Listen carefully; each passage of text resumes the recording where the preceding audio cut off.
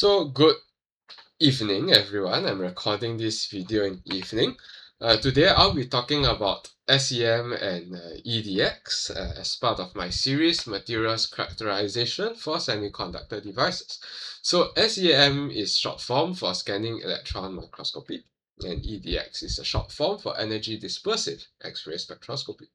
EDX is a very important elemental characterization technique that is often paired with electron microscopy techniques such as SEM and also TEM, which will be covered in the next video. So without further ado, let's dive straight into the content for today. So to understand electron microscopy, we need to understand the types of interactions that can occur when an electron beam is incident onto a sample surface. So when an electron beam falls onto the sample surface, several things can happen. Firstly, the electrons can be reflected off the sample surface, and these are generally reflected electrons, and so it is basically the signal that is shown over here. And this is basically the signal that is detected by SEM to construct the SEM micrograph, or SEM image as you can put it. So there are two kinds of reflected electrons, secondary electrons and backscattered electrons. And the difference between these two and how they arise, I'll cover in the next slide. In addition to these two signals, right, there can be characteristic X-rays that is released from the interaction of the incoming electrons with the sample surface. And this is the basis of EDS, right? EDS and EDX is basically the same thing. It's just two different ways of writing the acronym. It refers to the same thing, energy dispersive X-ray spectroscopy. And of course, there are also other signals, right, that can be released in the process of this interaction with the incident electron beam and the sample. For example, Auger electrons can be released, and this is the basis of Auger electron spectroscopy. It's not entirely unheard of being used in the semiconductor industry, but because it's less common, I won't actually cover it in this video series. And also, right, if the sample is thin enough, right, if the sample is not too thick, some of the incident electrons, basically, instead of reflecting off the sample surface, right, a majority of them can be transmitted through the sample surface, and these transmitted electrons is the basis of transmission electron spectroscopy, TEM, which I will cover in the next video. And in the process of being transmitted through the sample, the energy of the electrons, of course, gets reduced slightly, and the energy loss, so to speak, can be actually used to tell us elemental information about the sample, and that's the basis of electron energy loss spectroscopy, or EELS, which is also not very common being used in the semiconductor industry. So I think I also will not cover this technique in this video series. But let's go back to the main topic of discussion today, right, which is on SEM. So to understand SEM, we need to understand secondary electrons and backscattered electrons. So secondary electrons, right, is not what you normally think of when you think of the electron being reflected off the sample surface, right?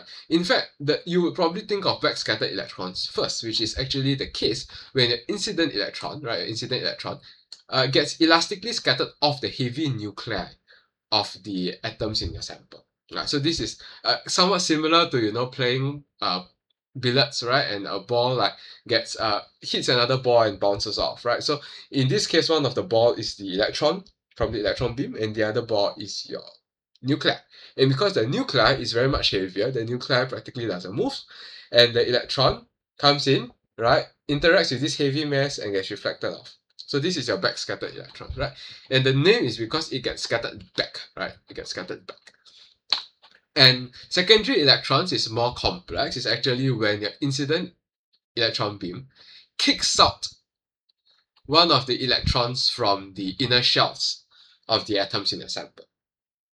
And so this is a case, right, of inelastic scattering, right? Because in this case, the secondary electron that's emitted out, right, of the inner shell has very much lower energy than the energy of the incident electron, because some energy has to be consumed, right, to overcome the electrostatic attraction between your nuclei and the inner shell electron to be able to release the inner shell electron from its orbit to be released as a secondary electron.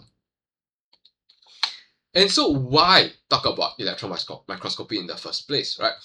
What is its advantages over optical microscopy? Because in the last video, the optical inspection techniques that we covered is in a sense a form of optical microscopy, right? So what is the advantage of using SEM or electron microscopy in general over optical microscopy, right? The reason is because optical microscopy is limited by the wavelength of light.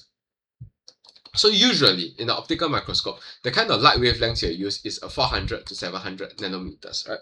Which is the range of visible light. Of course, optical metrology techniques like those we discussed in the last video often use laser light in the near UV region, which is has a smaller wavelength, therefore improving the resolution of the imaging system. However, you realize that when you are dealing with semiconductors, they have very, very small dimensions. For example, your gate length can be in the tens of nanometers, right? Then you realize that optical microscopy is a bit lacking in the resolving power needed to image such extremely small features on your modern day advanced semiconductor devices. And so therefore you need a different tool, and electron microscopy comes into play. So a common SEM setting, right, we will use accelerating voltage of 10,000 volts to accelerate the electrons in the electron beam. And so the energy of the electrons in the electron beam would be 10,000 electron volts, right? And so if we use that value of 10,000 electron volts worth of energy, we can use the de Broglie wavelength formula to calculate what is the associated de Broglie wavelength of the electron beam. And you'll realize that this is an extremely small value of 0.012 nanometer, so it's a 1/100th of a nanometer, therefore allowing the scanning electron microscope to achieve very small resolution. However, is this the limit, the resolution limit of the SEM, right? In reality, you will realize that the resolving power of the SEM, right, is about maybe 10 nanometers, or very good systems can get slightly below 10 nanometers. It is basically not your 1,000th or 100th, sorry, of a nanometer that we see over here. And what is the reason for that? This is because for scanning electron microscope, the resolution is not limited by optics anymore. It's not limited by wavelength anymore. Instead, it's limited by the interaction volume of the electron beam with the sample, which I actually cover very shortly. But before I talk about that, let's first simply cover the SEM principle of operation. How do we get the SEM running? So we first have an electron source. So this is your source of electrons, and this electron beam will then be accelerated through an anode. So for example, the 10,000 volts worth of accelerating voltage, right, will be applied to your electron beam to make sure that it hits the high energy required for imaging. Then after that, a series of lenses will be used to basically form the electron beam and concentrate the electron beam, right, to a very small beam width. And so these lenses are not the same as optical lenses, so they are not for example, glass lenses. No, they are actually electromagnetic lenses, because electrons are, electrically charged species, and they can be directed and shaped. The beam can be directed and shaped using electromagnetic fields. And so these electromagnetic lenses will then focus the beam into a very small area. And what the word scanning, right, in the term SEM means is that the electron beam will be scanned across the sample. And then this will be used to construct the image, right? And of course, right, under high magnification, right, the beam width will be very much smaller. You'll be scanning across a smaller area being used to form the image, but you will get better resolution and basically a higher magnification in your image. Okay, and as mentioned before, the limit to the resolution of an SEM is no longer electron wavelength, but rather the interaction volume of the electron beam in the sample. And why is this so? Like, what do I mean when I say this? This is because when the primary electron beam hits the sample, the signal is not being released from a single point. The signal being picked up by your detector to form the image is not being released from a infinitely small point, but obviously is being released from a finite volume of the sample. So for example, for the backscattered electrons, it is released from this large of a volume of the sample, this light orange color area. So that means that that pixel, right, the smallest unit of your image, let's say that pixel, consists of the signal that is coming out from all of this area. So we cannot distinguish this point from this point, from this point, from this point in the backscattered electron image, because the signal from all of these points are gathered and collected together as part of the same interaction volume and used to form the color intensity of this pixel in the image. So you cannot differentiate dimensions smaller than, let's say, the diameter of this interaction volume, because all the signal from this interaction volume is collected at the same time to form the same pixel, the brightness of that pixel in the image.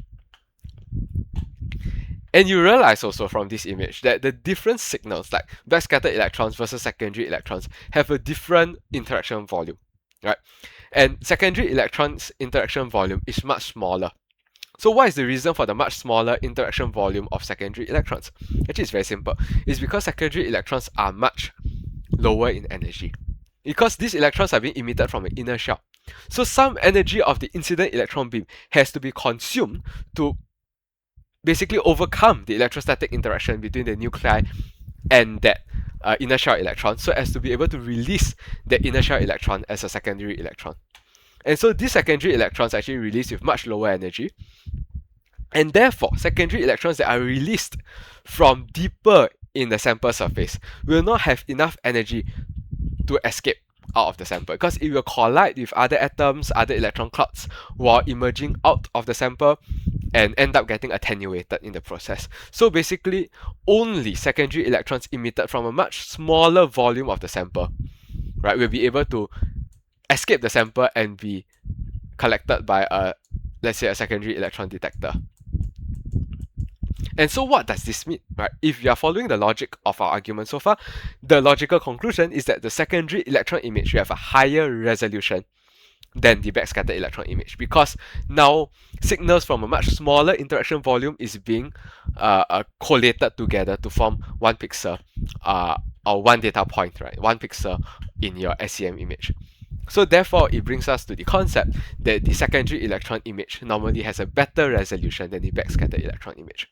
And so you can see this basically being visualized in this series of Monte Carlo simulations, right? Conducting a series of Monte Carlo simulations will show us that the interaction volume of secondary electrons is much smaller than that of backscattered electrons, whereas the interaction volume for characteristic X-rays is the largest, right? Because X-rays interact less strongly with matter, and therefore X-rays, even from very deep, generated very deep in the sample, can still escape the sample without being attenuated.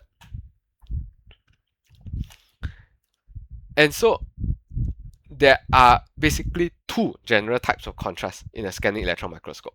And this is also kind of related to the kind of signal that you are using to generate your SEM image. So if you are using the backscattered electron signal to form your image, the main form of contrast is atomic weight contrast. So the brighter areas will be areas with higher atomic number, so the heavier elements, whereas the darker areas will tend to be areas with lower atomic number, basically lighter elements. And the reason for this is because the number of backscattered electrons increases as the atomic number of the element increases. Because you can imagine, if the element in the sample is heavier, right, it is able to interact more strongly with the incoming electron beams and basically backscatter the incoming electrons. For example, if your element is very heavy, right, incoming electrons will be scattered almost at a 90-degree angle and be readily detected by your backscattered electron detector. Versus if your atom in the element is a very light atom, right, your incoming electron may not be scattered to very high angles but scattered to low angles and cannot be detected by your backscattered electron detector that's normally positioned above your sample, right? So that is why the backscattered electron image is able to achieve atomic weight contrast. Different areas of the sample with different atomic elemental composition, with different atomic weights, will have different intensity of the brightness in the backscattered electron image. However, for the secondary electron image, actually, what you'll get more is a topographic contrast. which is basically contrast arising from the topography of your sample. So the reason for this is actually because, as mentioned earlier, secondary electrons are actually lower in energy than backscattered electrons. And so, right, if you have a sample that has a lot of topography, the electrons that the backscattered electrons that are emitted from your the surfaces that are tilted away from your detector, right, may still find ways to reach the detector because these are high energy backscattered electrons.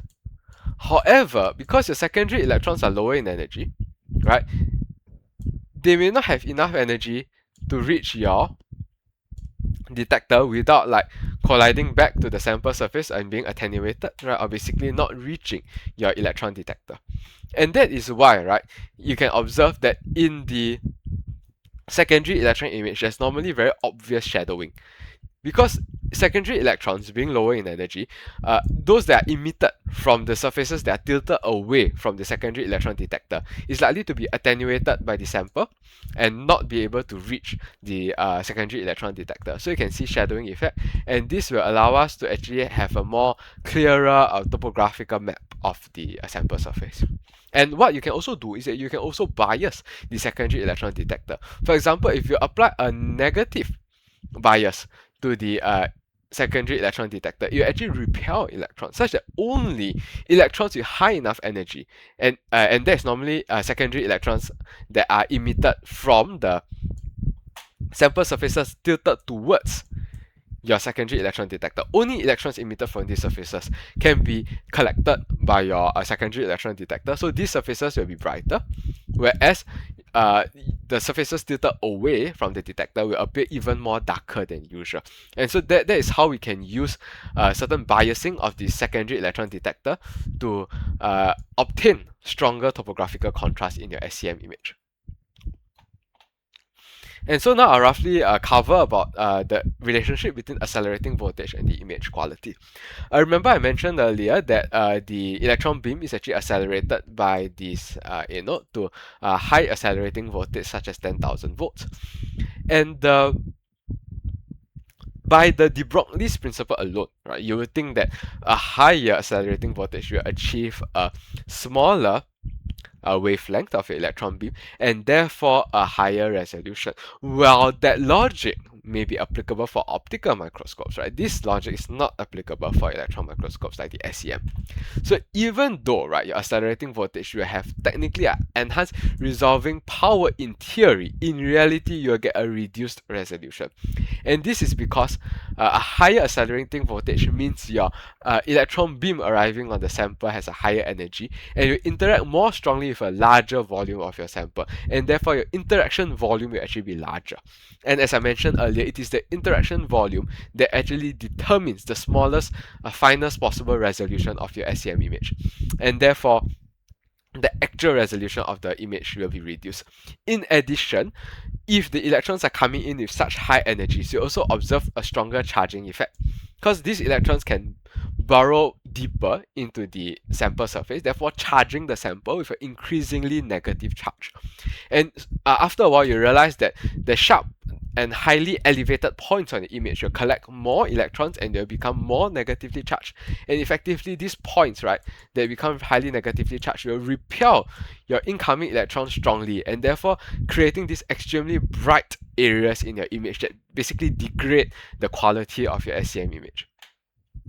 Therefore, normally using a lower accelerating voltage is actually better for surface structure observation because firstly your interaction volume is smaller, and secondly the charging effect is much reduced, and an additional benefit is that the beam damage will be reduced because as your electrons are basically bombarding the sample surface heats up, right, to much higher temperatures because of the energy of this beam. Like 10,000 electron volts is actually a pretty high energy electron beam, so it causes the sample surface to heat up, and that can damage samples, especially organic samples that can undergo combustion or basically some form of heat-induced damage to the material at such temperatures.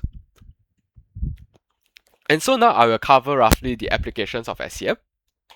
So as mentioned earlier, in advanced semiconductors, your features get extremely small, and therefore SEM is very useful to view the details in your chip. So this is actually a cross section of the chip. Can see the areas of diffusion, the gate. So this is probably your source and drain. You can see the tungsten contact layer, your metal 1 layer, and then your metal 2 layer. So this is your metal, and somewhere in between is your VR1.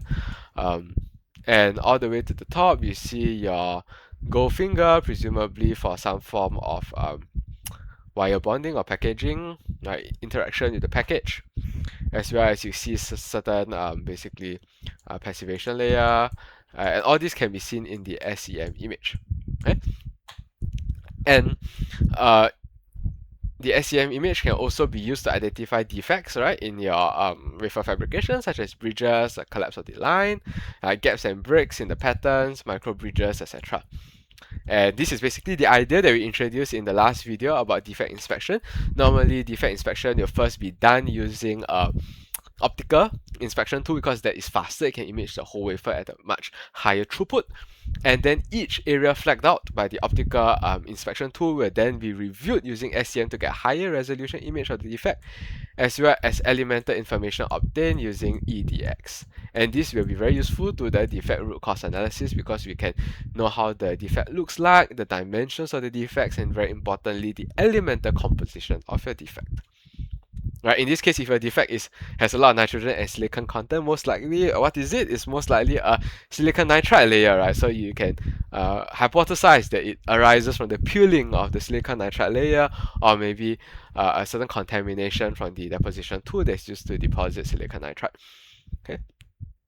And one other very important application of SEM is the measurement of critical dimension. So the CD here stands for critical dimension, right, using the SEM tool.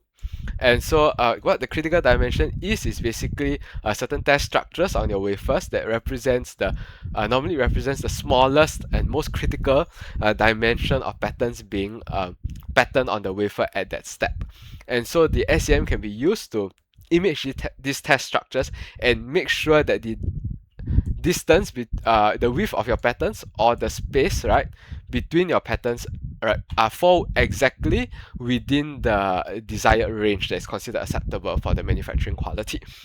And actually, this is not as straightforward as it seems because oftentimes, right, your profile has a certain slope and therefore your SEM image will not be very sharp lines. You see a certain like transition area here, right, at both sides of the patterns, and therefore a certain gradient in the intensity of the brightness in the image. And oftentimes the SEM needs to be pre-programmed with basically a certain algorithm to make sure that the right dimension is being measured. So if you want the top CD, you need to program the SEM to basically take the distance between these 2 points of the signal, basically somewhere below the highest peak.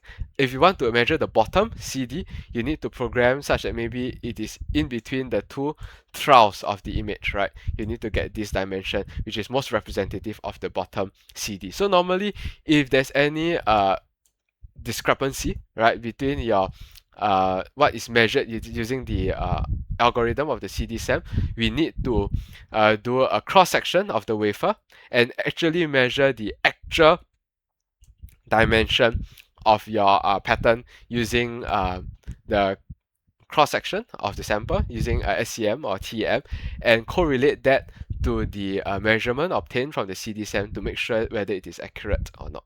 And if it's not accurate, the algorithm needs to be tweaked to ensure that the accurate measurement is being obtained during your CD-SEM measurements.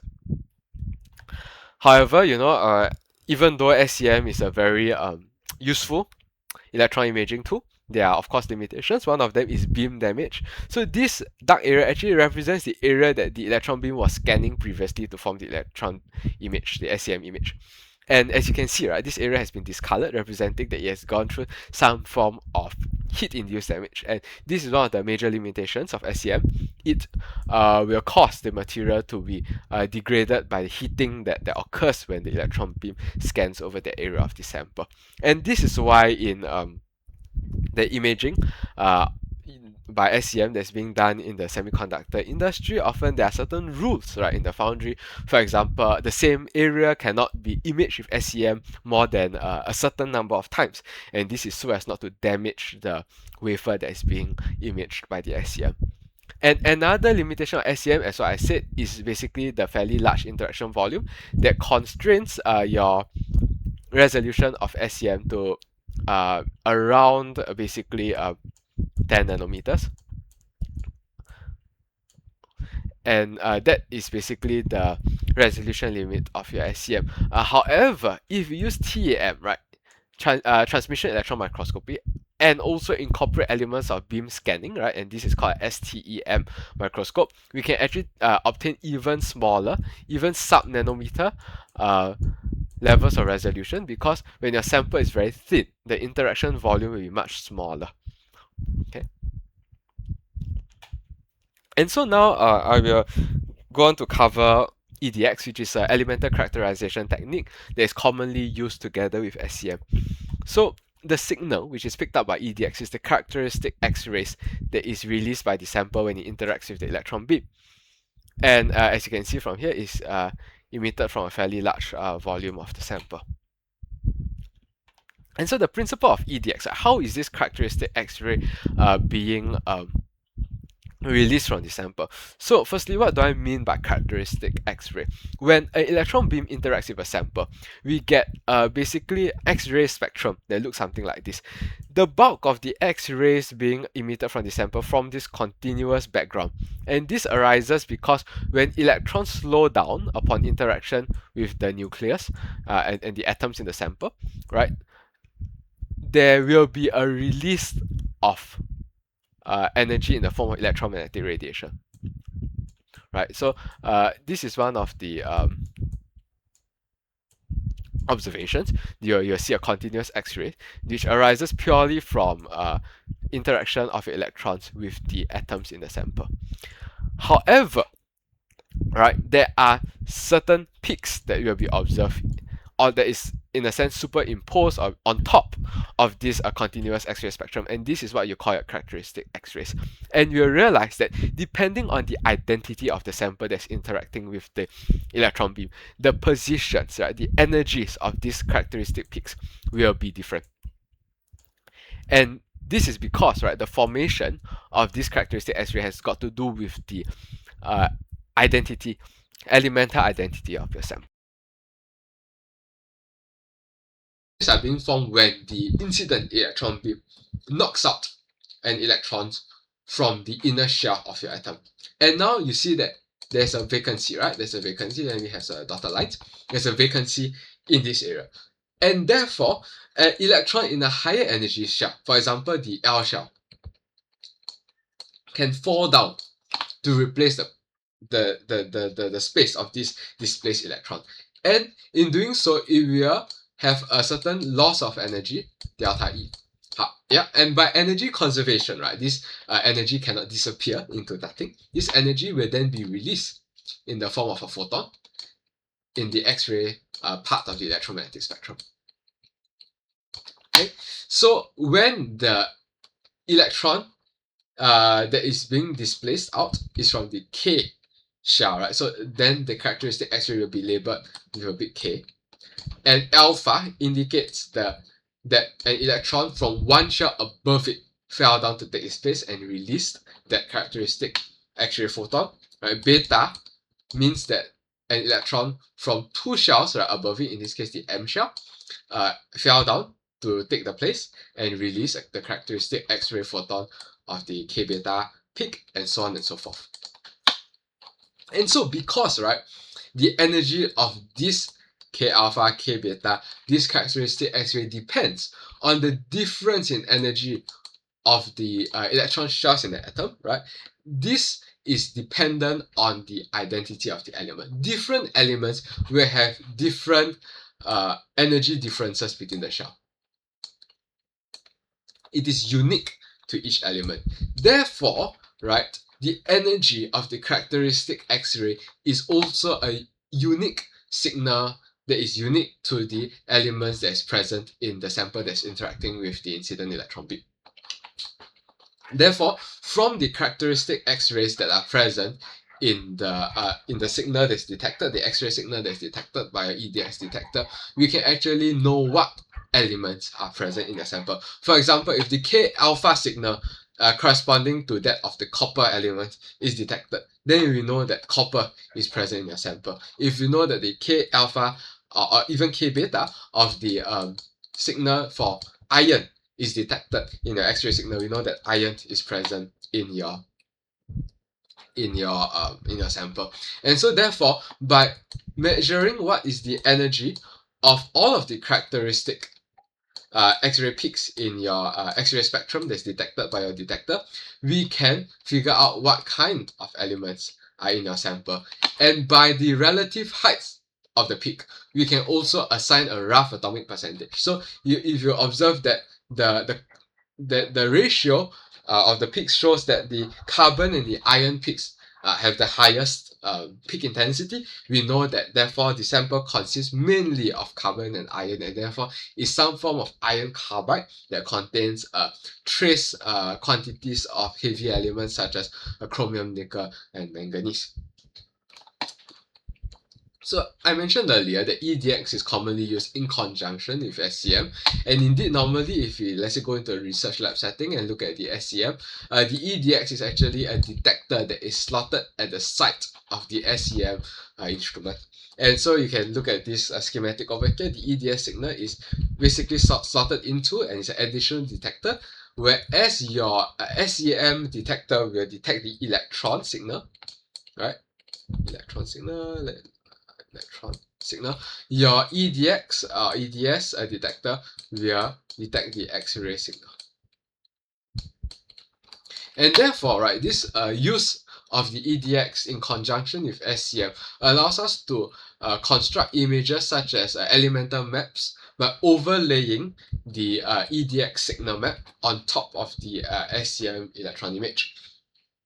So for example, we can use the SEM to take the image of the cross-section of a certain sample, and then we overlay the EDS map so we know that this area has the signal that is overwhelmingly showing the presence of copper. Therefore, we know that this must be your metal, your Cu metal line, right? Cu metal line. And then we have a layer which has an overwhelming signal of aluminum and oxygen. We know this must be some Al2O3 dielectric layer. And then an area where the signal is overwhelmingly that of aluminum, we know that must be aluminum. Then the area with a signal very strongly of tungsten, we know that must be a tungsten plug. Then another aluminum, and so on and so forth. Right? So you can conclude that what we are looking at is most likely some sort of back end of line structure of an aluminum-based interconnect scheme.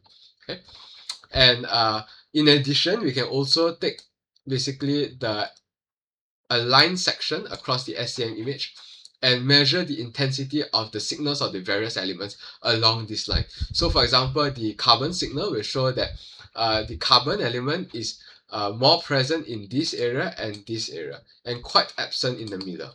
So you know that this area does not have any carbon, very little carbon. But in this area, right, there's a very strong signal of oxygen. Right? And a very strong signal of aluminum as well. So we know that this area is most likely Al2O3. Right? And you see that there's a very strong signal of silicon from this area. But there's also a very strong signal of phosphorus here. So this could actually be some form of phosphate, right? Aluminum phosphate, right? It's very possible. And basically you get the idea. You can basically map the elements along a certain line segment across your SEM image.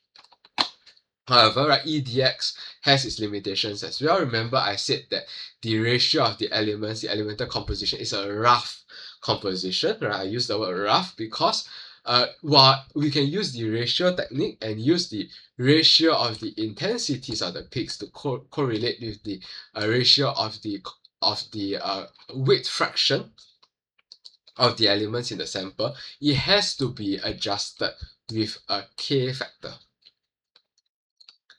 And this K factor is actually dependent on three different correction factors. Atomic number correction, which is basically it represents how different elements with different atomic number basically has a certain different response, right, to the electron beam, and therefore outputs a different strength of the characteristic X-ray signal that is nothing to do with the weight fraction but just got to do with the atomic number of the element, as well as absorption correction factor and fluorescence correction factor.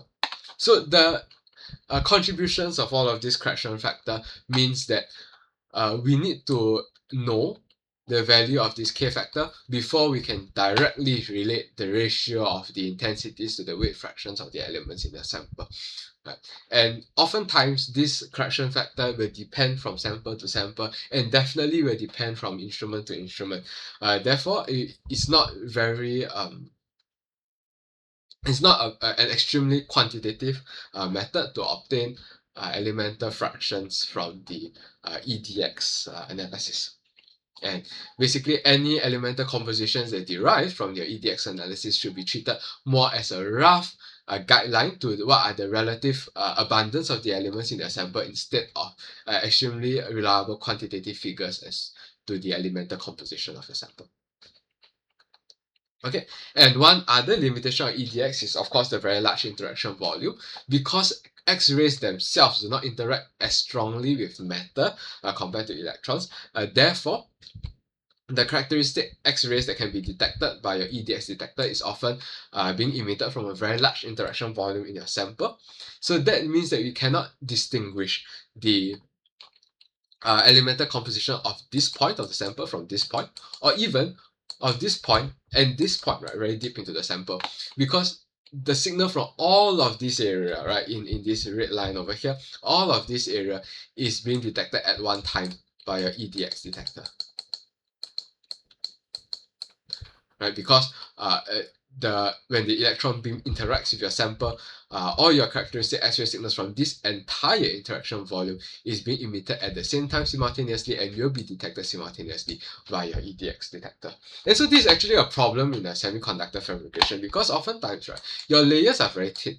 Right? This is 3 microns, right? But oftentimes your layer could be in the nanometer range. So if you want to find the elemental composition of this layer, it will actually be contaminated. The signal will be contaminated by your elements from deeper within the sample, right? Because we see the interaction volume is maybe something like 2 microns. So let's say this layer is TIN, right? And this layer is SiO2. In your EDX signal, you'll see very strong presence of Ti. And you see very strong presence of N. But you also see presence of silicon and presence of oxygen, right? This may lead you to mistakenly conclude that there is a large proportion of titanium oxides in this layer, right? But actually it is not. The oxygen signal is not arising from the titanium barrier layer at all, but purely arising from your oxide layer below it, right? So it can lead to false conclusions, as seen from this example over here. So this is one limitation of EDX, which is its large interaction volume. However, when EDX is actually paired with TEM, because your sample cross-section is very much thinner, right? In the tens to hundreds and most hundreds of nanometers, the interaction volume is in the sense constrained to a much smaller volume, and therefore the resolution of your EDX analysis when EDX is coupled with TEM will be actually better than that of SEM. So with that, I actually finish this video. Sorry for the a bit disjointed narration, because now it's pretty late at night and I'm a bit tired. But basically, in the next video, I will cover TEM, transmission electron microscopy, as well as the focused ion beam method of obtaining sample cross sections. And so I hope that this video in particular about SEM and EDX has been educational and useful. You learned something new about SEM and EDX. And with that, I shall see you in the next video. Thank you.